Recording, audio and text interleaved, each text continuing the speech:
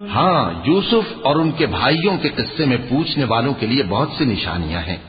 جب انہوں نے آپس میں تذکرہ کیا کہ یوسف اور اس کا بھائی ابا کو ہم سے زیادہ پیارے ہیں، حالانکہ ہم جماعت کی جماعت ہیں، کچھ شک نہیں کہ ابا کھلی غلطی پر ہیں۔